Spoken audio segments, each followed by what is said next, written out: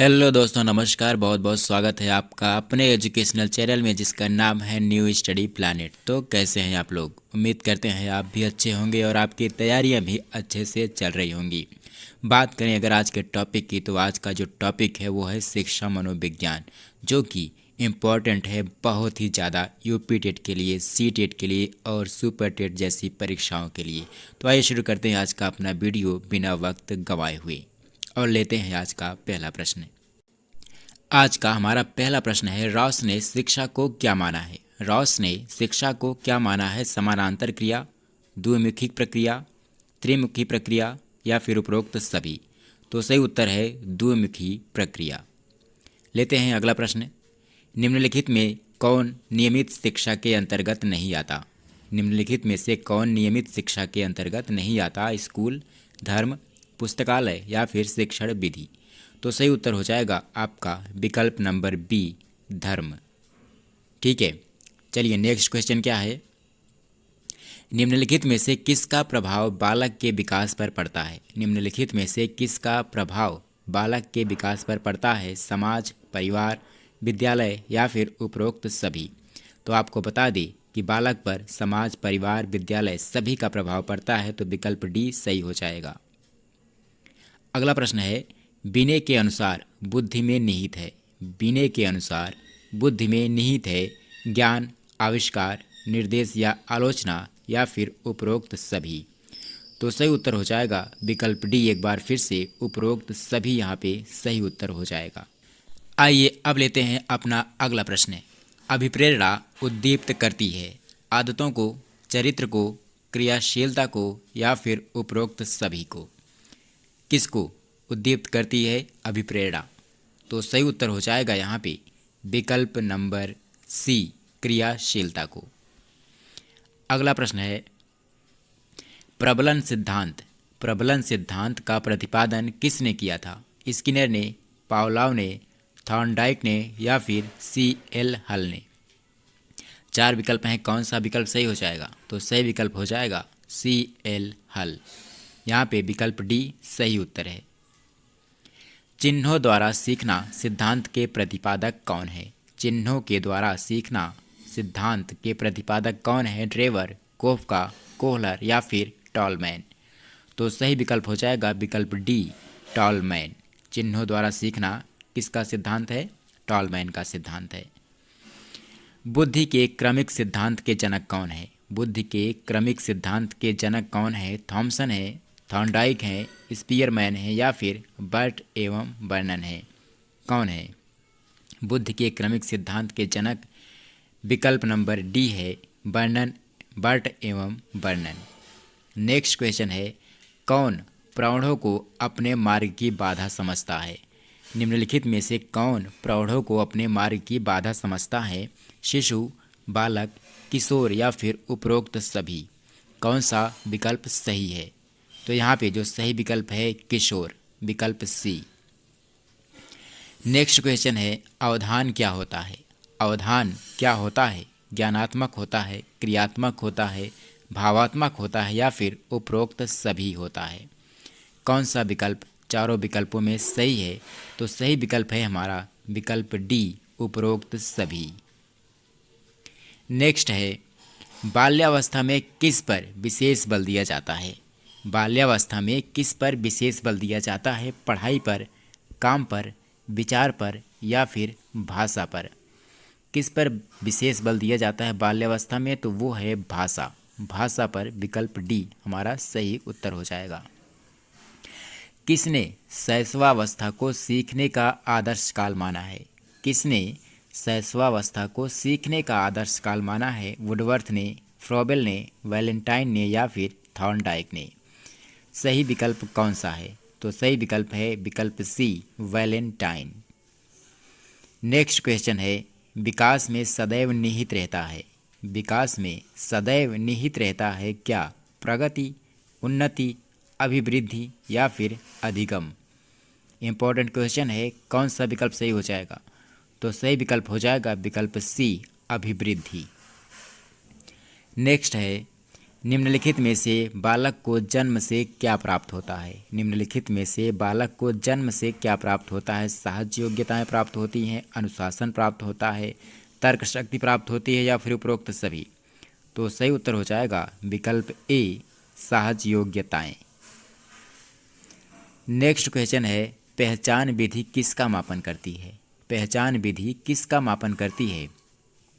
पृष्ठोन्मुख अवरोध का, अग्रोन्मुख अवरोध का, धारणा का या फिर दृष्टि क्षमता का?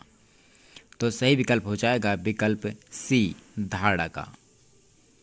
ठीक है। नेक्स्ट क्वेश्चन है, निम्नलिखित में से कौन अधिगम का प्रभावशाली कारक है? निम्नलिखित में से कौन अधिगम का प्रभावशाली कारक है? व्यक्तित्व, व्यवहार, स्मरण या फिर इनमें से कोई नहीं? क्या है? तो सही विकल्प है विकल्प सी, स्मरण। नेक्स्ट है, प्रेरणा अधिगम का एक कारक है। प्रेरणा अधिगम का एक कारक है, कैसा कारक है? शैक्षिक, सामाजिक, मनोवैज्ञानिक या फिर उपरोक्त सभी? प्रेरणा अधिगम का कैसा कारक है? तो सही उत्तर हो जाएगा प्रेरणा अधिगम का मनोवैज्ञानिक कारक है। दीर्घकालिक स्मृति का मूल आधार क्या है? दीर्घकालिक स्मृति का मूल आधार क्या है? पुनर्बलन, अभ्यास, सामग्री या फिर इनमें से कोई नहीं? तो सही विकल्प कौन सा हो जाएगा? तो सही विकल्प हो जाएगा विकल्प बी, अभ्यास। अगला प्रश्न है, पुनर्अधिगम की विधि किसके द्वारा प्रयोग की गई? पुनर्अधिगम की विधि किसके द्वारा प्रयोग की गई? वुडवर्थ के द्वारा, एबिंगहॉस के द्वारा, बार्टलेट के द्वारा या फिर विलियम जेम्स के द्वारा? किसके द्वारा यूज की गई? तो सही विकल्प है एबिंगहॉस। अगला प्रश्न है, सीखने का अंतर्दृष्टि सिद्धांत किसकी देन है? सीखने का अंतर्दृष्टि सिद्धांत किसकी देन है? संरचनावादियों की, व्यवहारवादियों की, मनोविश्लेषणवादियों की या फिर गेस्टाल्टवादियों की? तो सही विकल्प हो जाएगा विकल्प डी, गेस्टाल्टवादियों की। ठीक है ना। नेक्स्ट क्वेश्चन क्या है, निम्नलिखित में से भूलने का एक प्रमुख कारण कौन सा है? निम्नलिखित में से भूलने का एक प्रमुख कारण कौन सा है? पुनर्बलन, कुंठा, पृष्ठोन्मुख अवरोध या फिर विलंब अवरोध? तो सही उत्तर हो जाएगा पृष्ठोन्मुख अवरोध। नेक्स्ट क्वेश्चन क्या है, सूझ या अंतर्दृष्टि का विकास क्या होता है? होता है, नहीं होता है, कभी कभी होता है या फिर उपरोक्त सभी?